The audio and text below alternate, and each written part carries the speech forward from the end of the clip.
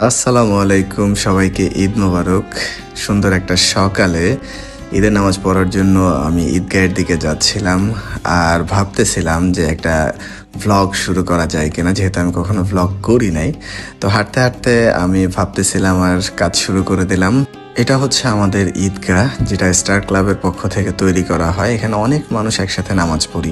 সকাল সকাল আমাদের সমস্ত মুরব্বী বাচ্চারা সবাই ঈদগাহের দিকে আসতেছিল, যেটা আরো সুন্দর একটা দৃশ্য। নামাজের সময় ভিডিও না করে নামাজ থেকে বের হওয়ার সময় আর একবার একটু স্ন্যাপ নেওয়ার চেষ্টা করলাম, যে সবাই একসাথে দলবদ্ধ হয়ে নামাজ পড়ে বের হচ্ছিলাম।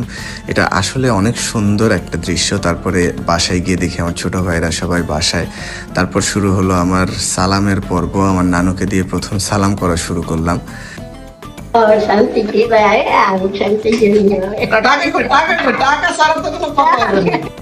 আমার নানু ঘর থেকে টাকা নিয়ে এসে গুনতে শুরু করলো কত টাকা দিবে। পাওয়া গেছে একটি কষ্টের বেশি টাকা। আর এই যে টাকা, কেউ যদি সালাম করে তাহলে তারা দেব।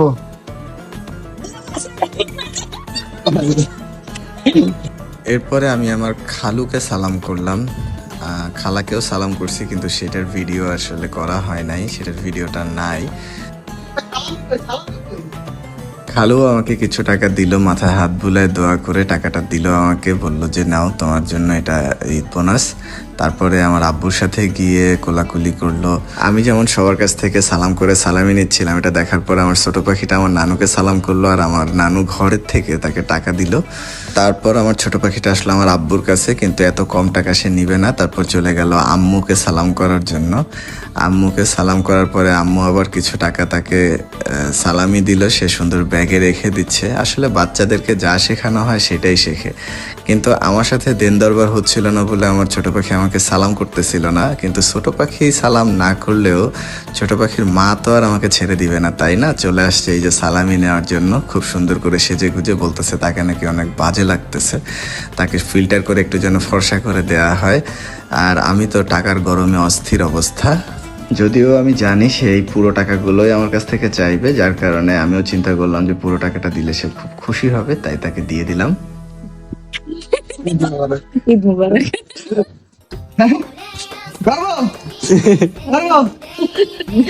আম্মাজান আম্মাজান আম্মাজান সাউন্ড লাগাই এবার দেন আমার টাকা দেন। আম্মাজান আম্মাজান।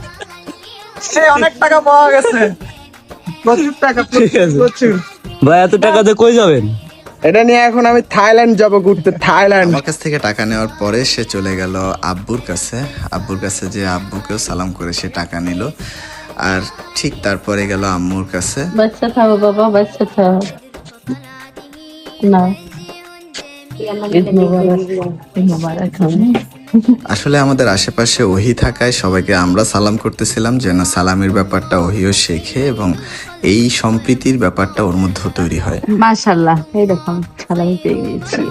আমার ছোট পাখিটা বাইরে থেকে দৌড়াতে দৌড়াতে এসে বলল যে বাবা ফুপি আসতেছে। আমি তো দৌড়ায় পালাইছি, কিন্তু মিমকে তো আর পালানোর সুযোগ দেয়নি আমার ছোট বোন। ও এসে মিমকে পাকড়াও করে ফেলছে সালামির জন্য। এই যে ধরে নিয়ে আসতেছে, বলতেছে যে এখানে আয়, আমি তোকে সালামি দিচ্ছি। আসলে আমি একটু আমাকেও যেন ধরতে পারে সেই জন্য ওর কাছে যাওয়া। তারপরে আমার ছোট বোন সালাম করতে গেল, বললো যে না সালাম করতে হবে না। তারপরে কিছু টাকা দিল, আমার ছোট বোন নিবে না, বলতেছে এর থেকে আরো বেশি টাকা দিতে হবে।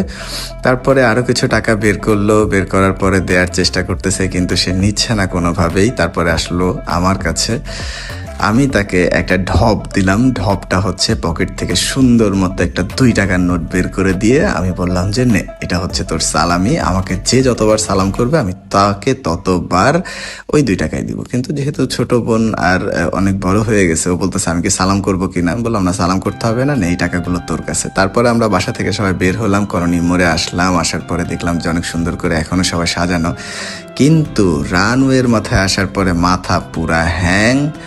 এত পরিমাণ মানুষ ঈদের সময় এই জায়গাটাতে একসাথে হয় যে আপনি পাগল হয়ে যাবেন যে এত মানুষ কেন। যারা যশোরবাসী আছে তারা সবাই জানে যে এয়ারপোর্ট রানওয়ের মাথায়। এরটা হচ্ছে ট্রেলার, আমি আসলে ভেতরের দিকে যাচ্ছি না।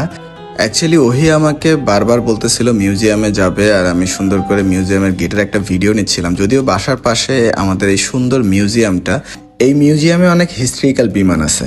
যে বিমানগুলো সম্পর্কে আমি পরবর্তী একটা ভ্লগে আপনাদেরকে জানাবো, পুরো মিউজিয়াম সম্পর্কে আপনাদেরকে জানাবো।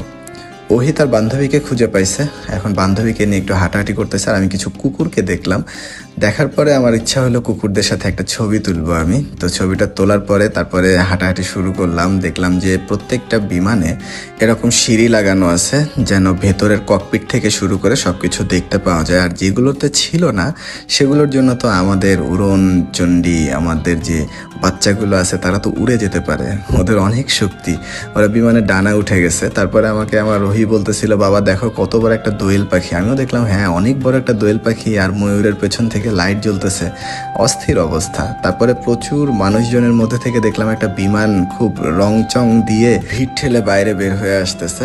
তারপর বুঝলাম যে ওটা আসলে ট্রেন।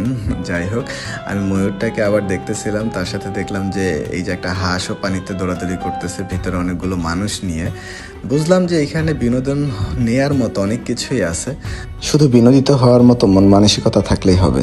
এই যে আমরা বসে বসে আরও কিছু সার্কাজম দেখতেছিলাম, কারণ শিশু পার্কে আসলে বাচ্চাদের জন্য বাবার মারাও একটা সার্কাজমের মধ্যে চলে যায়। তো সেই সার্কাজম আমরা উপভোগ করতেছিলাম আর নিজেদের মধ্যে আলোচনা করতেছিলাম। এর মধ্যে আমার সাও আমার কাছে দৌড়ায় আসলো, বললো যে বাবা আমি ওইটাতে উঠবো, আমার জুতাটা খুলে দাও। তো ওর জুতাটা খুলে দেওয়া হলো, আর এই যে দৌড় দিয়ে চলে গেল একদম ওই স্লিপারে ওঠার জন্য। তো এখনও উঠতেছে, দেখলাম যে অনেক বাচ্চারা এই স্লিপারটাতে উঠতেছে, কিন্তু আর একটা স্লিপার ওই পাশে আছে সেটাতে উঠতেছে না। পরে বুঝলাম যে ওইটা আসলে নষ্ট হয়ে গেছে। আর আমার মেয়ে তো একেবারেই, ও তো মানে একাই 100 টাইপের, ও মোটামুটি সবাইকে ধাক্কা ধাক্কা দিয়ে উঠে যাচ্ছে। আমার পাপ্পার ধাক্কা ধাক্কিতে মোটামুটি আমার ভাস্তা অনেক দূর আগায় চলে গেছে। তারপরে দেখলাম যে কিছু বাচ্চারা এরকম দোলনা খাচ্ছে। ও আচ্ছা না, সরি, এটা তো বাচ্চা না, বয়স্ক মানুষজন।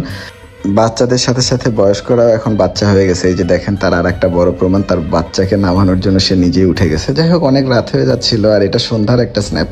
তো আমি ভাবতেছিলাম বাসায় যাওয়া খুব জরুরি, তাই বাসার দিকে রওনা দিয়ে দিব এখনই। এবার ঈদে আমি একটা সিস্টেম আবিষ্কার করছি টাকা কম খরচ হওয়ার।